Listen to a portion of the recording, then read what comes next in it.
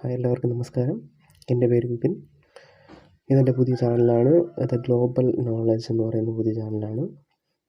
ഈ ചാനലിലൂടെ ചെയ്യാൻ ഉദ്ദേശിക്കുന്നതെന്ന് പറഞ്ഞാൽ LD ലെവലായാലും ഡിഗ്രി ലെവലായാലും എല്ലാ മേഖലയിലായാലും ഓരോ പരീക്ഷയ്ക്ക് ഹെൽപ്ഫുള്ളാകുന്ന തരത്തിൽ ക്ലാസ് എടുക്കുക എന്നതാണ്. പിന്നെ കൂടാതെ നമ്മുടെ ഡിഗ്രി ലെവലിൻ്റെ സിലബസ് അനുസരിച്ച് കംപ്ലീറ്റ് ചാപ്റ്റർ എടുക്കുക എന്നുള്ള ലക്ഷ്യമാണ് എനിക്കുള്ളത്. പിന്നെ നിങ്ങളെ സപ്പോർട്ട് ഉണ്ടെങ്കിൽ നമുക്ക് തീർക്കാം. എൻ്റെ ഫസ്റ്റ് വീഡിയോ ആണ്, തെറ്റുണ്ടെങ്കിൽ ക്ഷമിക്കണം. പിന്നെ നിങ്ങളെ പൂർണ്ണമായിട്ടുള്ള സപ്പോർട്ട് എനിക്ക് ആവശ്യമാണ്. എങ്കിൽ മാത്രമേ അങ്ങോട്ടുള്ള വീഡിയോകൾ ചെയ്യാൻ പറ്റുള്ളൂ. വീഡിയോ ഇഷ്ടമായാൽ സബ്സ്ക്രൈബ് ചെയ്യുക. അപ്പോൾ നമ്മൾ ആദ്യമായിട്ട് പഠിക്കാൻ പോകുന്നത് ഡിഗ്രി ലെവലിലെ സിലബസ് അനുസരിച്ചുള്ള ഫസ്റ്റ് ടോപ്പിക്കാണ് കേരള ഹിസ്റ്ററിയെ കുറിച്ചാണ്. യൂറോപ്യൻസിൻ്റെ കോൺട്രിബ്യൂഷനും ഇങ്ങോട്ടുള്ള വരവുമാണ് ആദ്യമായിട്ടുള്ള ടോപ്പിക് എന്ന് പറഞ്ഞാൽ നമുക്കത് ഇന്ന് ആ ചാപ്റ്റർ നോക്കാം. അപ്പോൾ നമുക്ക് ആദ്യം പഠിക്കാനുള്ളത് ഹിസ്റ്ററിയാണ്. കേരള ഹിസ്റ്ററിയാണ് ആദ്യം സിലബസിൽ കൊടുത്തിട്ടുള്ളത്. അതിന് തൊട്ട് മുമ്പ് ഞാനൊരു കുറച്ച് അഡീഷണൽ കാര്യം ഞാൻ പറയാം. നമ്മുടെ പിതാക്കന്മാരാണ് നോക്കാം. നമ്മുടെ ഫാദർ ഓഫ് ഹിസ്റ്ററി എന്ന് പറയുമ്പോൾ ആരാണ്? എല്ലാവർക്കും അറിയാം, ജസ്റ്റ് പറയുന്നതേ ഉള്ളൂ. അതാണ് ഹെറോഡോട്ടസ് ആണ്. ഫാദർ ഓഫ് ഹിസ്റ്ററി എന്ന് പറയുമ്പോൾ ഹെറോഡോട്ടസ് ആണ്. അതുപോലെ തന്നെ ശാസ്ത്രീയ ചരിത്രത്തിൻ്റെ പിതാവ് ആരെന്ന് ചോദിച്ചാൽ തുസിഡിയസ് ആണ്. ശാസ്ത്രീയ ചരിത്രത്തിൻ്റെ പിതാവ് ആരെന്ന് ചോദിച്ചാൽ തുസിഡിയസ്. അതുപോലെ തന്നെ മോഡേൺ ഹിസ്റ്ററിയുടെ പിതാവ് ആരെന്ന് ചോദിച്ചാൽ റാങ്കോ. ആധുനിക ചരിത്രത്തിൻ്റെ പിതാവ് ആരെന്ന് ചോദിച്ചാൽ റാങ്കോ. അതുപോലെ തന്നെ Indian history, father of Indian history ആരെന്ന് ചോദിച്ചാൽ ആരാണ്? കൽഹണൻ. ഫാദർ ഓഫ് ഇന്ത്യൻ ഹിസ്റ്ററി ആരെന്ന് ചോദിച്ചാൽ കൽഹണനാണ്. അത്രയേ ഉള്ളൂ അതിൻ്റെ ബേസിക് ആയിട്ടുള്ള കുറച്ച് കാര്യം. ഇനി നമുക്ക് കേരള ചരിത്രത്തിലോട്ട് വരാം. ഫസ്റ്റ് നോക്കാനുള്ളത് യൂറോപ്യന്മാരുടെ വരവും സംഭാവനകളും, അതിൻ്റെ കോൺട്രിബ്യൂഷനാണ് നമുക്ക് നോക്കാനുള്ളത്. അവർ ഇങ്ങോട്ട് വന്നതും നമുക്ക് തന്ന കുറേ കോൺട്രിബ്യൂഷൻസ് ഒക്കെ ഉണ്ട്. അത് നോക്കാം നമുക്ക് എന്തൊക്കെയാണെന്ന്. ഫസ്റ്റ് പോർച്ചുഗീസുകാർ. ഇന്ത്യയിൽ കടൽ മാർഗം കച്ചവടത്തിനെത്തിയ ആദ്യ യൂറോപ്യന്മാരാരെന്ന് ചോദിച്ചാൽ ആരാണ്? പോർച്ചുഗീസുകാരാണ്. എല്ലാവർക്കും അറിയാമെന്നുള്ള കാര്യങ്ങളാണ്, ജസ്റ്റ് പറഞ്ഞു പോകണമെന്നേ ഉള്ളൂ. ഇന്ത്യയിൽ കടൽ മാർഗം കച്ചവടത്തിനെത്തിയ ആദ്യ യൂറോപ്യന്മാരാരെന്ന് ചോദിച്ചാൽ ആരാണ്? പോർച്ചുഗീസുകാർ. പിന്നെ യൂറോപ്യന്മാർ ഇന്ത്യയിലേക്ക് പുതിയ കടൽമാർഗം കണ്ടുപിടിക്കേണ്ടി വന്നതിന് കാരണം എന്താണെന്ന് ചോദിച്ചാൽ 1453, ആ വർഷം ഓർമ്മിച്ചോളണം.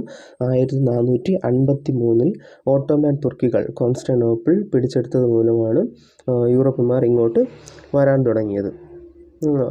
കോൺസ്റ്റാന്റിനോപ്പിളിനെ കുറിച്ച് പറഞ്ഞു കഴിഞ്ഞാൽ ഒരുപാട് ചരിത്രമുണ്ട്. നിങ്ങൾ 9ാം ക്ലാസ്സിലെ ടെക്സ്റ്റ് നിങ്ങൾ വായിച്ചു കഴിഞ്ഞാൽ കുറേ കാര്യങ്ങൾ നിങ്ങൾക്ക് മനസ്സിലാക്കാം. അതുപോലെ തന്നെ ഇപ്പോൾ ഈ കോൺസ്റ്റാന്റിനോപ്പിൾ ഇപ്പോൾ അറിയുന്നത് ഇസ്താംബുൾ എന്നാണ് അറിയപ്പെടുന്നത്. നിങ്ങൾ 9ാം ക്ലാസ്സിൽ ടെക്സ്റ്റ് ഒന്ന് വായിച്ചാൽ നന്നായിരിക്കും.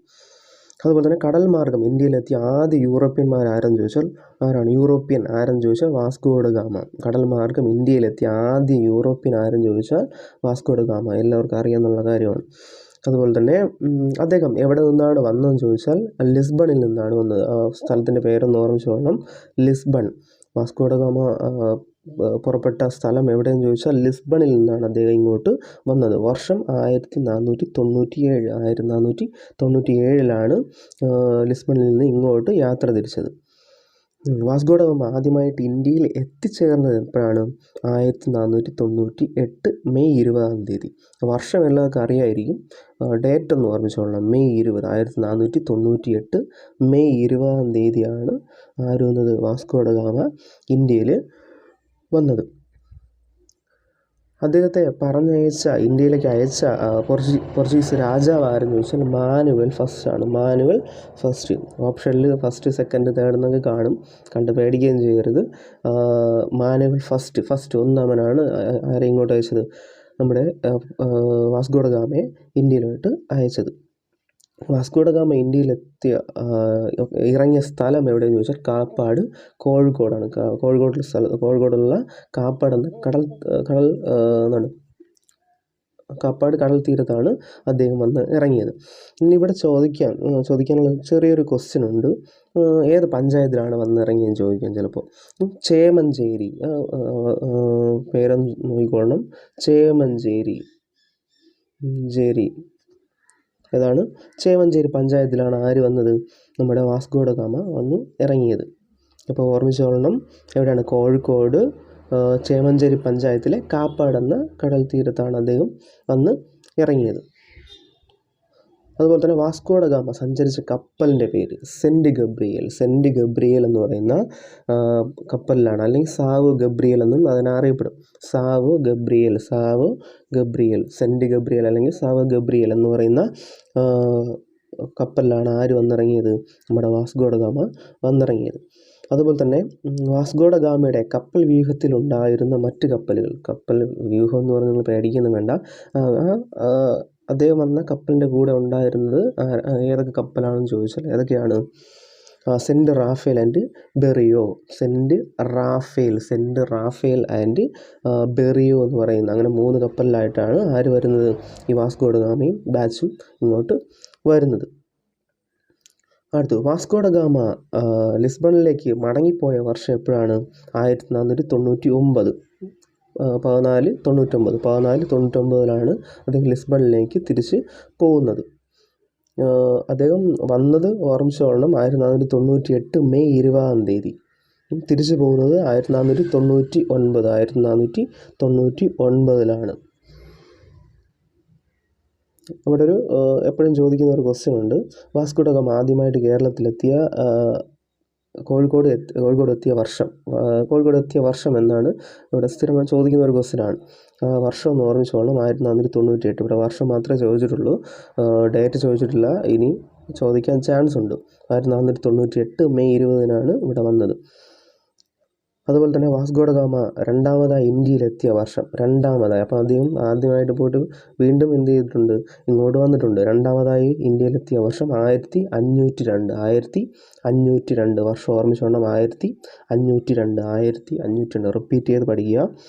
അതുപോലെ തന്നെ അവസാനമായി ഇന്ത്യയിൽ വന്ന വർഷം, അതായത് മൂന്നാമതായി അവസാനം ഇന്ത്യയിൽ എത്തിയ വർഷം എന്ന് ചോദിച്ചാൽ 1524. ഒന്ന് റിപ്പീറ്റ് ചെയ്ത് പഠിക്കുക.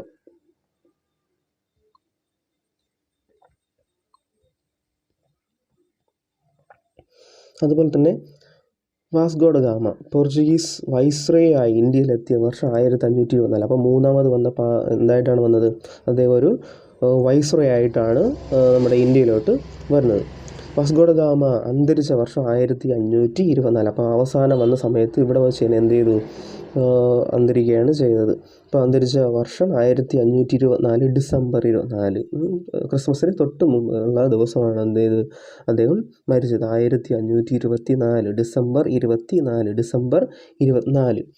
അതുപോലെ തന്നെ വാസ്കോ ഡ ഗാമയുടെ ഭൗതിക ശരീരം അടക്കം ചെയ്ത പള്ളി എവിടെയെന്ന് ചോദിച്ചാൽ സെൻറ്റ് ഫ്രാൻസിസ് പള്ളി, കൊച്ചിയിലുള്ള സെൻറ്റ് ഫ്രാൻസിസ് പള്ളിയിൽ വെച്ചാണ് അദ്ദേഹത്തെ അടക്കം ചെയ്തത്. വാസ്കോ ഡ ഗാമയുടെ ഭൗതിക ശരീരം കൊച്ചിയിൽ നിന്ന് പോർച്ചുഗലിലേക്ക് കൊണ്ടുപോയ വർഷം 1539. അപ്പോൾ നോക്കിക്കൊള്ളണം.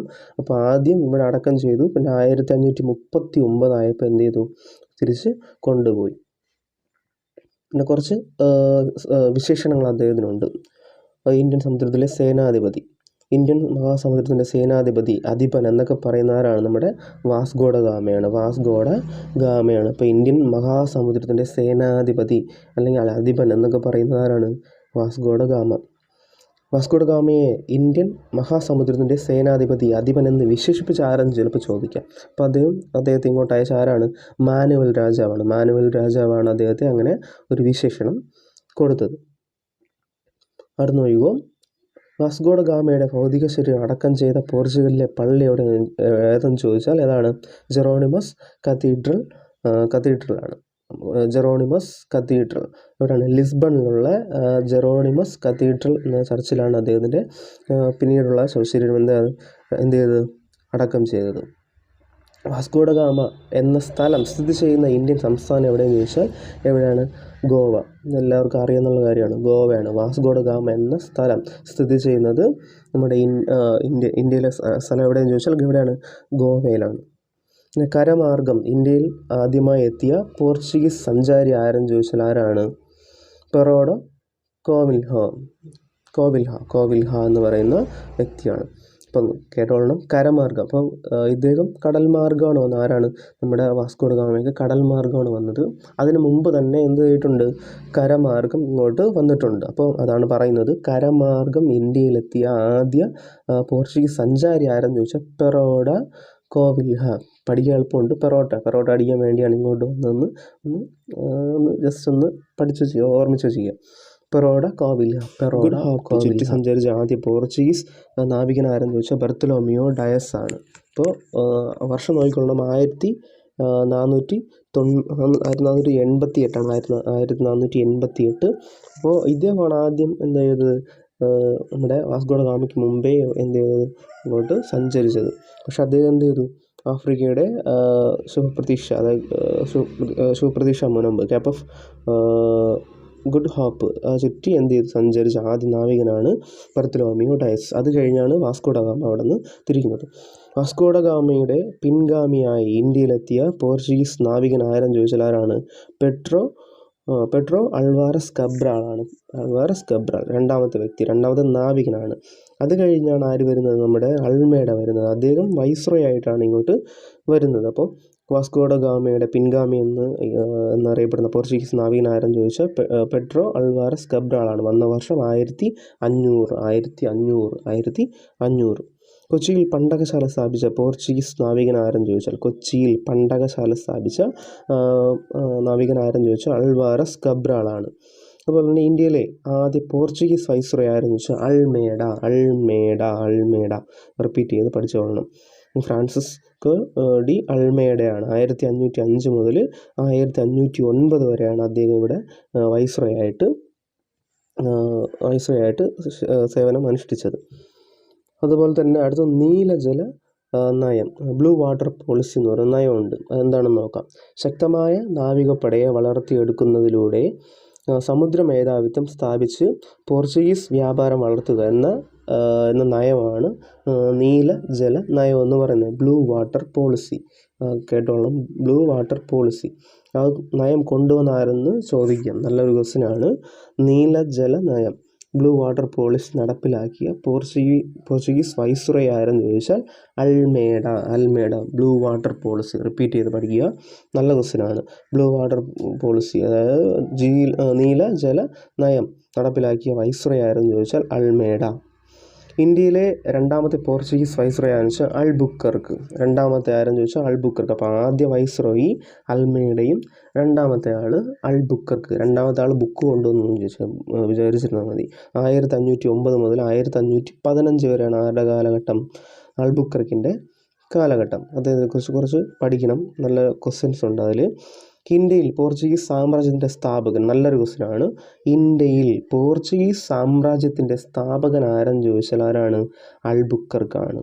അപ്പോൾ ഇന്ത്യയിൽ പോർച്ചുഗീസ് സാമ്രാജ്യത്തിൻ്റെ സ്ഥാപകൻ സ്ഥാപിച്ചിട്ട് അദ്ദേഹം എന്ത് ചെയ്തു? ആ ബുക്കിൽ എഴുതി വെച്ചിരുന്നു വിചാരിച്ചത്. അപ്പം പഠിക്കാൻ എളുപ്പമുണ്ട്. അൾബുക്കർക്ക്. ഇന്ത്യയിൽ പോർച്ചുഗീസ് കോളനി വൽക്കരണത്തിന്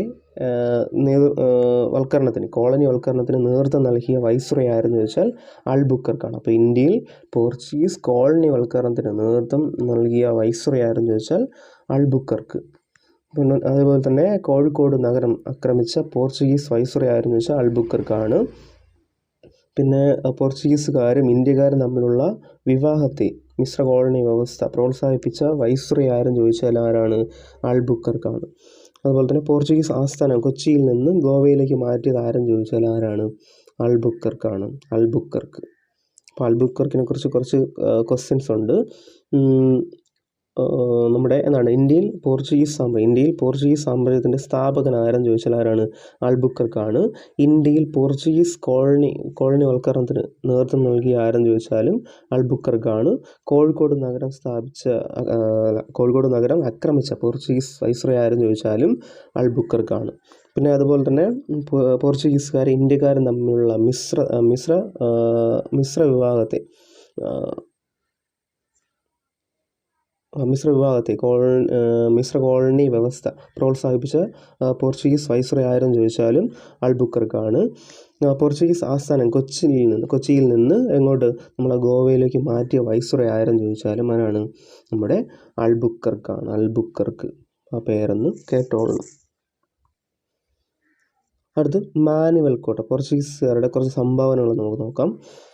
മാനുവൽ കോട്ട നല്ലൊരു സംഭവമാണ്. മാനുവൽ കോട്ട ഇന്ത്യയിൽ യൂറോപ്യന്മാർ നിർമ്മിച്ച ആദ്യ കോട്ടയാണ് എന്ന് പറയുന്നത് മാനുവൽ കോട്ട. മാനുവൽ കോട്ട നിർമ്മിച്ചത് 1503 കൊച്ചിയിലാണ് ഈ മാനുവൽ കോട്ട പണി കഴിപ്പിച്ചത്. ഇന്ത്യയിലെ ഏറ്റവും പഴയ യൂറോപ്യൻ നിർമ്മിത കോട്ടയാണ് ഏതെന്ന് പറയുന്നത് നമ്മുടെ മാനുവൽ കോട്ട എന്ന് പറയുന്നത്. ഇതിനെ തന്നെ പള്ളിപ്പുറം കോട്ട, വൈപ്പിൻ കോട്ട, ആയക്കോട്ട, അഴീക്കോട്ട, കൊച്ചിൻ കോട്ട എന്നീ പേരുകൾ അറിയപ്പെടുന്നതും ഏതാണ്? മാനുവൽ കോട്ടയാണ്. ഒരു പ്രധാനപ്പെട്ട കാര്യം, ഇത് റിപ്പീറ്റഡ് ക്വസ്റ്റ്യൻ ആണ്. മാനുവൽ കോട്ട പണി കഴിപ്പിച്ച ആരെന്ന് ചോദിച്ചാൽ ആരാണ്? നമ്മുടെ അൽബുക്കർക്ക്. പഠിക്കാൻ എളുപ്പമുണ്ട്. മാനുവൽ കോട്ട നിർമ്മിച്ചിട്ട് അദ്ദേഹം എന്ത് ചെയ്തു? ബുക്കിൽ എഴുതി വെച്ചു. അപ്പോൾ അത് അങ്ങനെ വെച്ച് പഠിച്ചാൽ മതി. അൽബുക്കർക്ക് ബുക്കിൽ എഴുതി വെച്ച ആളാണ്. മാനുവൽ കോട്ട നിർമ്മിച്ചിട്ട് ബുക്കിൽ എഴുതി വെച്ചു അൽബുക്കർക്ക്. അപ്പോൾ അത് മറക്കൂല നമ്മൾ.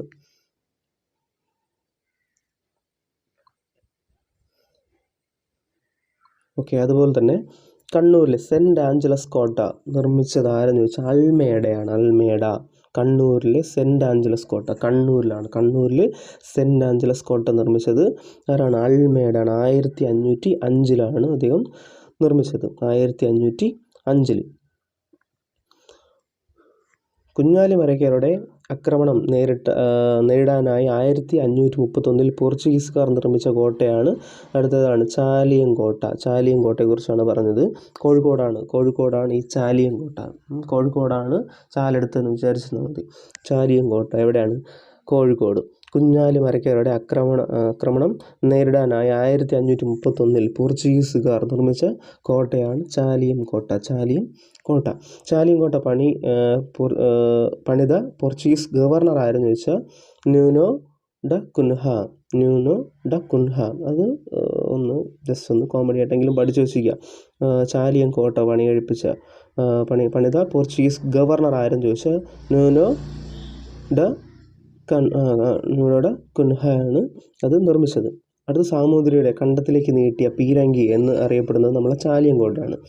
റിപ്പീറ്റഡ് ക്വസ്റ്റ്യൻ ആണ് കേട്ടോ. റിപ്പീറ്റഡ് ക്വസ്റ്റ്യൻ ആണ്. ഏതാണ്? നമ്മുടെ സാമൂതിരിയുടെ കണ്ടത്തിലേക്ക് നീട്ടിയ പീരങ്കി എന്നറിയപ്പെടുന്നത് ചാലിയം കോട്ടയാണ്. ചാലിയം കോട്ട തകർത്തത് കുഞ്ഞാലി മരയ്ക്കാർ തേർഡാണ്. കുഞ്ഞാലി മരയ്ക്കാർ തേർഡ്. ഇപ്പോൾ പഠിക്കാൻ എളുപ്പമുണ്ട്. നമ്മുടെ മോഹൻലാലിൻ്റെ സിനിമയായിട്ട് കമ്പയർ ചെയ്താൽ മതി. ചാലിയം കോട്ട തകർത്തത് കുഞ്ഞാലി മരയ്ക്കാർ തേർഡ്. കുഞ്ഞാലി മരയ്ക്കാർ തേർഡ്. ആ തേർഡ് എന്നുള്ളത് ഓർമ്മിച്ചോളണം. ചാലിയം കോട്ടയിലെ വിജയത്തെ പ്രകീർത്തിച്ചുകൊണ്ട് ഖാസി മുഹമ്മദ് 16-ാം നൂറ്റാണ്ടിൽ എഴുതിയ അറബി കാവ്യമാണ് ഫത്ഹുൽ മുബീൻ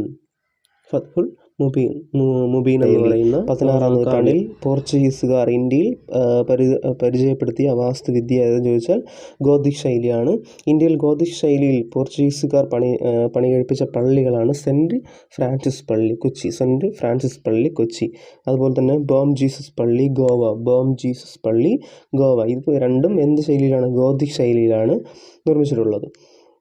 അതുപോലെ തന്നെ പോർച്ചുഗീസുകാർ ഇന്ത്യയിൽ നിർമ്മിച്ച ആദ്യ പള്ളി എന്ന് പറയുന്നത് സെൻറ്റ് ഫ്രാൻസിസ് പള്ളിയാണ്. സെൻറ്റ് ഫ്രാൻസിസ് പള്ളി കൊച്ചി.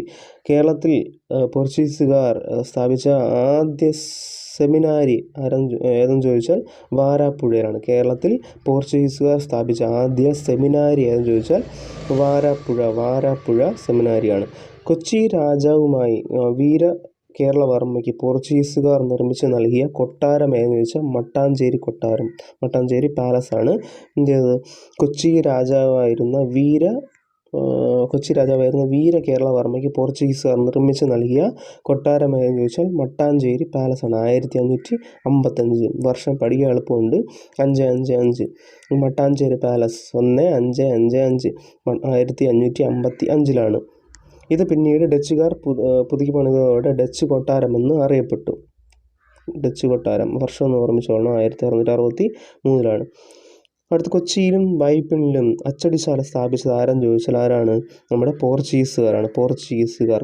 കൊച്ചിയിലും വൈപ്പിനിലും അച്ചടിശാല സ്ഥാപിച്ചത് ആരാണ്? പോർച്ചുഗീസുകാരാണ്.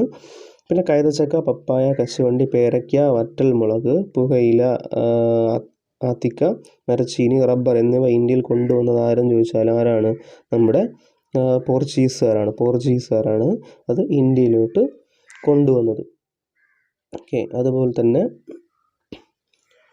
നമ്മുടെ ക്രിസ്തീയ കലാരൂപമായ ചവിട്ടുനാടകം കേരളത്തിലോട്ട് പ്രചരിപ്പിച്ചത് ആരെന്ന് ചോദിച്ചാലും പോർച്ചുഗീസുകാരാണ് ചവിട്ടുനാടകം ഇന്ത്യയിലോട്ട് കൊണ്ടുവന്നത്. ചവിട്ടുനാടകത്തെ ഒരു ജനകീയ കലയായി ഉയർത്തി കൊണ്ടുവന്ന വിദേശ ശക്തി ആരെന്ന് ചോദിച്ചാൽ നമ്മുടെ പോർച്ചുഗീസുകാരാണ്. ഇന്ത്യയിൽ ആദ്യമായി യൂറോപ്യൻ സ്കൂൾ ആരംഭിച്ചത് കൊച്ചിയിലാണ് ആദ്യമായിട്ട് ഈ ഒരു യൂറോപ്യൻ സ്കൂള് സ്ഥാപിച്ചത്. അതുപോലെ തന്നെ ക്രിസ്ത്യൻ പുരോഹിതന്മാരുടെ ദൈവിക പഠനത്തിനായി സെമിനാരികളും കോളേജുകളും ആരംഭിച്ച സ്ഥലം എവിടെയാണ്? കൊച്ചി, കൊടുങ്ങല്ലൂർ, വൈപ്പിൻ കോട്ട. ഇവിടെയാണ് ആദ്യമായിട്ട് അത് സ്ഥാപിച്ചത്. ഓക്കെ. അടുത്ത് നോ കൺഫ്യൂഷൻ എന്ന് പറയുന്നൊരു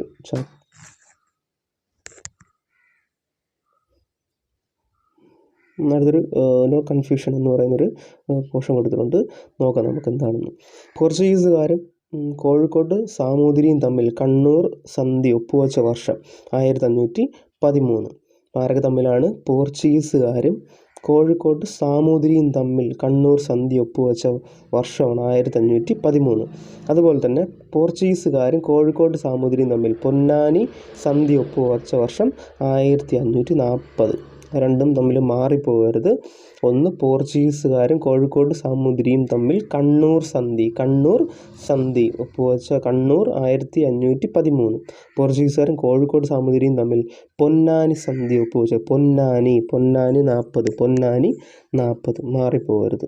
അതുപോലെ തന്നെ കുഞ്ഞാലിമരയ്ക്കാർ നാലാമനെ പോർച്ചുഗീസുകാർ ഗോവയിൽ വെച്ച് വധിച്ച വർഷം 1600 വർഷം മറക്കരുത്. കുഞ്ഞാലിമരയ്ക്കാർ നാലാമനെ പോർച്ചുഗീസുകാർ ഗോവയിൽ വെച്ച് വധിച്ച വർഷം 1600 1600 പ്രത്യേകത ഉണ്ട്. ബ്രിട്ടീഷുകാർ ഇങ്ങോട്ട് വന്ന സമയമാണ് 1600. അപ്പോൾ ഈ വർഷമാണ് വധിച്ചത്. കേരളത്തിൽ പോർച്ചുഗീസുകാർ അതിക്രമങ്ങളെ കുറിച്ച് സൂചന നൽകുന്ന ഷെയ്ഖ് സൈനുദ്ദീൻ രചിച്ച കൃതിയാണ് തുഫ്ഖത്തുൽ മുജാഹിദീൻ എന്ന് പറയുന്ന ഒരു കൃതി. അതുപോലെ തുഫ്ഖത്തുൽ മുജാഹിദീൻ രചിച്ച ഭാഷ ഏതെന്ന് ചോദിച്ചാൽ ഏതാണ്? അറബിലാണ് രചിച്ചിട്ടുള്ളത്. അടുത്ത് പോർച്ചുഗീസുകാർക്കെതിരെ യുദ്ധം ചെയ്യാൻ മുസ്ലിങ്ങളോട് ആഹ്വാനം ചെയ്ത കൃതി ഏതെന്ന് ചോദിച്ചാലും തുഫ്ഖത്തുൽ മുജാഹിദീൻ. പോർച്ചുഗീസുകാർക്കെതിരെ യുദ്ധം ചെയ്യാൻ മുസ്ലിങ്ങളോട് ആഹ്വാനം ചെയ്ത കൃതി തുഫ്ഖത്തുൽ മുജാഹിദീൻ. ഓക്കെ. അടുത്ത പോർച്ചുഗീസുകാരുടെ കുറച്ച് ഭാഗം കൂടെ ഉള്ളൂ. പോർച്ചുഗീസുകാരിൽ നിന്ന് മലയാളത്തിലേക്ക് ലഭിച്ച ചില പദങ്ങൾ കുറച്ച് നമുക്ക് പരിചയപ്പെടാം. ഏതൊക്കെയാണ്? ലേലം, ഫാക്ടറി, മുറം, പതക്കം, കൊന്ത, കുമ്പസാരം, വികാരി, ചാവി, ജനൽ, മേശ, കസേര, ബെഞ്ച്, വരാന്ത, റാന്തൽ, വിജാഗിരി, അലമാര, ചായ, മേസ്തിരി, കുശിനി. അപ്പോൾ ഇത്രയും കാര്യങ്ങളാണ്, ഇത്രയും വാക്കുകളാണ് എന്ത് ചെയ്യുന്നത്? പോർച്ചുഗീസുകാർ നമുക്ക് സംഭാവനയായിട്ട് നമുക്ക് നൽകിയത്. അപ്പോൾ ഇത്രയാണ് പോർച്ചുഗീസുകാർ നമുക്ക് ഇങ്ങോട്ട് വന്നതും നമുക്ക് കുറേ കോൺട്രിബ്യൂഷൻ തന്ന കാര്യങ്ങളും. അപ്പോൾ ഇത്രയും നിങ്ങൾ നന്നായിട്ടൊന്ന് കേൾക്കുക, റിപ്പീറ്റ് ചെയ്ത് കേൾക്കുക. ബാക്കി ഡച്ചുകാരുടെ നമുക്ക് അടുത്ത ഭാഗത്ത് നോക്കാം.